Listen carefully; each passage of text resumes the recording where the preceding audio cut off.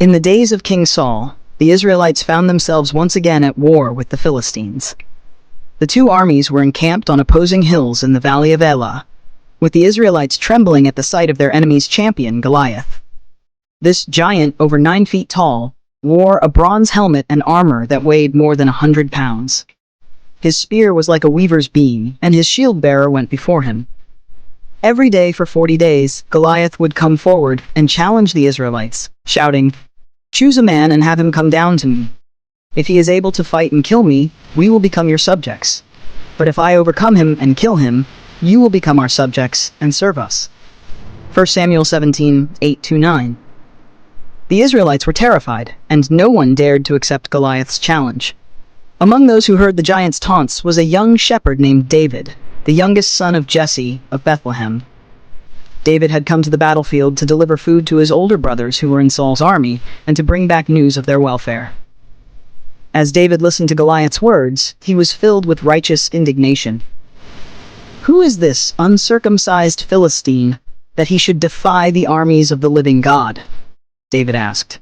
1 Samuel 17:26. David's faith was unwavering, and he volunteered to fight Goliath.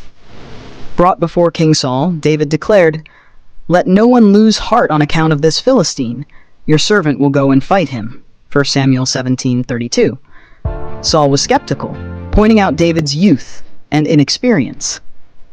But David recounted how he had fought off lions and bears while tending his father's sheep, explaining, "The Lord who rescued me from the paw of the lion and the paw of the bear will rescue me from the hand of this Philistine." 1 Samuel 17:37. Convinced by David's faith, Saul agreed and offered him his armor, but David declined, choosing instead to face the giant with his sling and 5 smooth stones from a brook. As David approached Goliath, the giant looked down at him with disdain. "Am I a dog, that you come at me with sticks?" Goliath jeered, and he cursed David by his gods. 1 Samuel 70:43. David replied with confidence and faith, proclaiming, "You come against me with sword and spear and javelin, but I come against you in the name of the Lord Almighty, the God of the armies of Israel, whom you have defied. This day the Lord will deliver you into my hands, and I'll strike you down and cut off your head. And the whole world will know that there is a God in Israel." 1 Samuel 17:45-46.